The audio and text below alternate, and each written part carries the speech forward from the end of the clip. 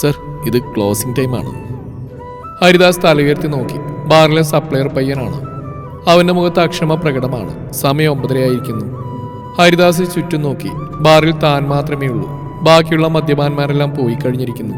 അയാൾ എഴുന്നേറ്റു. എനിക്കൊരു ബോട്ടിൽ വിസ്കി കൂടി വേണം, ഹരി പറഞ്ഞു. സപ്ലയറുടെ മുഖത്ത് നിരാശ. സർ, ഇപ്പൊ തന്നെ ഒരുപാടായി, ഇനിയും. താൻ വിഷമിക്കണ്ടോ, ഞാൻ വീട്ടിൽ കൊണ്ടുപോയി കഴിച്ചോളാം. അയാൾ അനുസരിച്ചു. പോക്കറ്റിലുണ്ടായിരുന്ന പണം സപ്ലൈയുടെ കയ്യിൽ കൊടുത്ത് ഹരിദാസ് ബാറിൽ നിന്നിറങ്ങി. മധ്യലേരിയിൽ അയാളുടെ കാലുകൾ ഇടറി. ബാറിന് പുറത്ത് ഹരിയുടെ സുഹൃത്ത് ബാലചന്ദ്രൻ അയാളെ കാത്തു നിന്നിരുന്നു. ബാലചന്ദ്രൻ ഒരു ഗൈനക്കോളജിസ്റ്റ് ആണ്. ബാലിനൊപ്പം ഹരിയുടെ അസിസ്റ്റന്റായ ബിബിൻ എന്ന ചെറുപ്പക്കാരനും ഉണ്ടായിരുന്നു. ആ ബാലനോ, നീ എന്താ ഇവിടെ? വീട് ചെന്നോ കണ്ടില്ല, അപ്പൊ ബിബിനാ പറഞ്ഞു ഇവിടെ ഉണ്ടാവുമെന്ന്.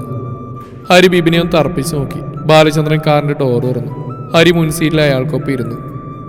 നീ ഇത് എന്ത് ഭാവിച്ച? 2 വർഷം മുമ്പ് നിർത്തിയല്ലേ ഈ ശീലം? ഇപ്പൊ വീണ്ടും തുടങ്ങാൻ മാത്രം എന്താ ഉണ്ടായത്? ഉണ്ടായതൊന്നും നീ അറിഞ്ഞില്ലേ? അത് കള്ളം. 2 ദിവസമായിട്ട് ഞാനല്ലേ മോനെ ഇവിടുത്തെ സൂപ്പർ സ്റ്റാർ. കോളേജ് വിദ്യാർത്ഥിനിയുടെ ചിത്രങ്ങൾ മോർഫ് ചെയ്ത് സോഷ്യൽ മീഡിയ വഴി അപമാനിച്ച ഫോട്ടോഗ്രാഫർ അറസ്റ്റിൽ. ആർത്ത് നീയും കണ്ടതല്ലേ? ഹരിദാസ് ചിരിച്ചു. വേദന കടിച്ചമർത്തിയുള്ള ചിരി. അത് കള്ളമാണെന്ന് നമുക്കറിയാലോ, പിന്നെ നീ എന്തിനെങ്കിലും വിഷമിക്കുന്നേ? അതേ ബാല, ആ വാർത്ത വ്യാജ. അവരീ പറയുന്ന കുട്ടിയെ ഞാൻ എൻ്റെ ജീവിതത്തിൽ ഇന്നുവരെ കണ്ടിട്ടില്ല. നീ എന്നെ വിശ്വസിക്കുന്നു എന്നറിയാൻ സന്തോഷം. പക്ഷേ അതുകൊണ്ടായില്ലല്ലോ. എൻ്റെ ജീവനായി ഞാൻ കരുതുന്ന എൻ്റെ ഭാര്യ, അവൾക്ക് എൻ്റെ മേൽ വിശ്വാസം നഷ്ടപ്പെട്ട് കഴിഞ്ഞു. നീലിമ, അവൾ എന്തു പറഞ്ഞു എന്നാ? ഒന്നും പറഞ്ഞില്ല. ഈ സംഭവം നടന്നിട്ട് ഇപ്പോൾ ദിവസം 3 ആയി. ഈ നിമിഷം വരെ അവൾ എന്നോട് സംസാരിച്ചിട്ടില്ല. അവളുടെ മൗനം അതാണ് എന്നെ തളർത്തുന്നത്. സങ്കടം സഹിക്കാൻ പറ്റില്ലെന്ന് വന്നപ്പോഴാ 2 വർഷത്തെ ഇടവേളയ്ക്ക് ശേഷം ഇന്ന് ഞാൻ വീണ്ടും മദ്യപിച്ചത്. നീ വിഷമിക്കണ്ട. നീലിമ നിന്നോട് സംസാരിക്കാത്ത പെട്ടെന്നുണ്ടായ ഷോക്ക് ഉണ്ടാവും. കുറച്ചു ദിവസം കഴിയുമ്പോൾ അതങ്ങ് ശരിയാവും. ഞാൻ സംസാരിക്കാം അവളോട്. ബാലേന്ദ്രൻ സുഹൃത്തിനെ ആശ്വസിപ്പിച്ചു. അയാളുടെ കാർ ഹരിയുടെ വീടിന്റെ ഗേറ്റ് കടന്ന് പോർച്ചിൽ കാറ് നിർത്തി. ഡോർ തുറന്ന് 2 പേരും കൂടി ഹരിയെ ചുമലിൽ താങ്ങി. ബാലൻ കോളിംഗ് ബെല്ലിൽ വിരലമർത്തി. നീലിമ വാതിൽ തുറന്നു. ബാലൻ ഹരി അവരുടെ ബെഡ്റൂമിൽ കട്ടിൽ കിടത്തിയ ശേഷം തിരികെ നീലിമയുടെ അടുത്ത് ചെന്നു. അവനൽപ്പം കഴിച്ചിട്ടുണ്ട്. താൻ അവനോട് വിരോധം കാണിക്കരുത്. ആ പാവത്തിന് താങ്ങാൻ പറ്റില്ല. അത്രയ്ക്ക് ഇഷ്ടമോ തന്നെ. നിങ്ങൾ ആണുങ്ങൾക്ക് എന്തെങ്കിലും വിഷമം വന്നാൽ മറക്കാനുള്ള സൂത്രപ്പണിയും മദ്യപാനം. എന്നാൽ ഞങ്ങൾ പെണ്ണുങ്ങൾ എന്താ വേണ്ട? എന്റെ കുടുംബക്കാരെ മുഴുവൻ ഉപയോഗിച്ചിട്ട് ഹരിയേട്ടനൊപ്പം ഇറങ്ങി തിരിച്ചോളാം ഞാൻ. ആ എന്നോട് അല്പെങ്കിലും സ്നേഹം ഉണ്ടായിരുന്നെങ്കിൽ അങ്ങനെ ഒരു വൃത്തിയായിട്ട് ചെയ്യോ? ബാലൻ ശബ്ദിച്ചില്ല. ഇപ്പൊ എനിക്കൊരു ഫോൺ വന്നു. ആ കുട്ടി, അവൾ ഞരം മുറിച്ച് ആത്മഹത്യ ചെയ്യാൻ ശ്രമിച്ചു. ഇപ്പൊ ആശുപത്രിയിൽ അഡ്മിറ്റാ. ആ പെൺകുട്ടി ഹരിയായിട്ട് വിവാഹം കഴിക്കണമെന്നാ ഈ പ്രശ്നത്തിനോട് മുന്നോട്ട് വയ്ക്കുന്ന പരിഹാരം. ഇത്രയായിട്ട് ഇനി ഇവിടെ കടിച്ചുവെങ്കിൽ എനിക്ക് ഇഷ്ടമല്ല. രാവിലെ അച്ഛൻ വരും. ഞാൻ നാളെ വീട്ടിലേക്ക് പോകാൻ തീരുമാനിച്ചു കഴിഞ്ഞു. ബാലചന്ദ്രൻ സ്തബ്ധനായി നിന്നു. കൊള്ളാ നീലിമ, നീ ചെയ്ത് തന്നെയാണ് ശരി. ഞാൻ ചെയ്ത തെറ്റിന് ഇതിനേക്കാൾ വലിയ ശിക്ഷ ഞാൻ അറിയിക്കുന്നു. നീലിമ ഞെട്ടി. ഹരിദാസിന്റെ ശബ്ദമാണത്. പറഞ്ഞെല്ലാം കേട്ടുകൊണ്ട് അവരുടെ മുറിയുടെ വാതിൽക്കൽ നിൽക്കുകയായിരുന്നു അയാൾ. പിറ്റേന്ന് രാവിലെ തന്നെ നീലിമയുടെ അച്ഛൻ ശങ്കരമേനോൻ അവിടെ വീട്ടിലെത്തി. സ്ഥലത്തെ പ്രമാണിയാണ്. നീലിമ പെട്ടിയുമായി ഇറങ്ങാൻ തുടങ്ങിയപ്പോഴേക്കും ബാലനും ബിബിനും അവിടെ എത്തി. ഹരിദാസ് എല്ലാം കണ്ടുകൊണ്ട് ഒന്നും മിണ്ടാതെ കസേരയിൽ ഇരിക്കുകയാണ്.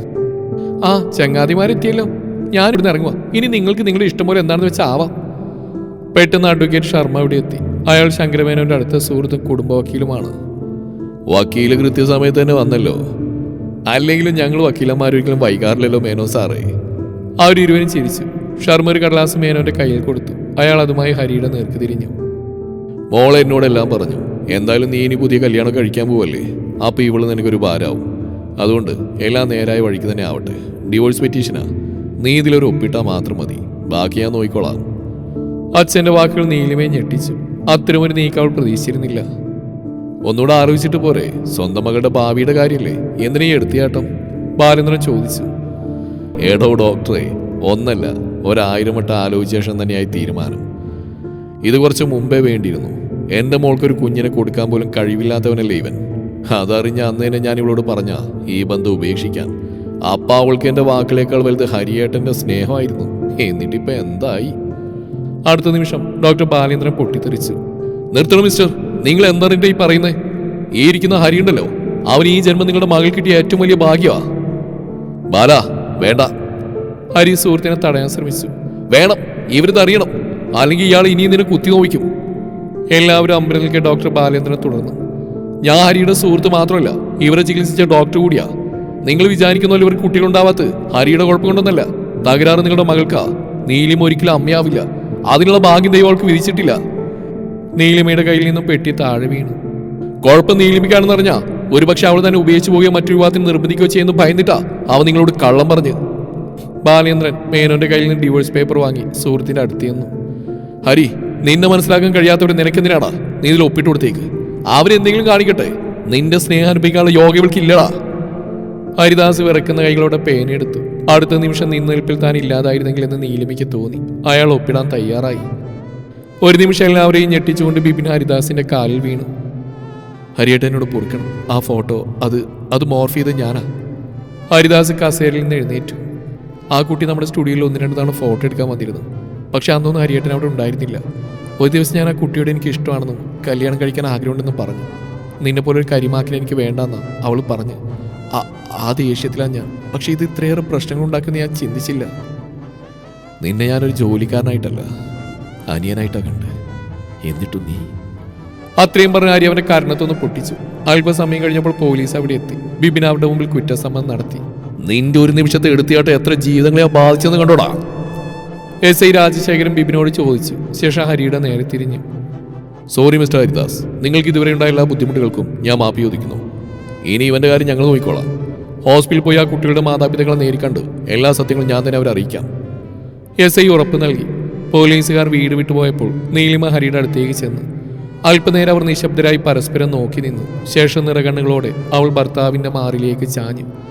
കഠിനഹൃദനായ ശങ്കരമേനോന്റെ കണ്ണുകളെപ്പോലും ഈറനണിയിപ്പിച്ചു.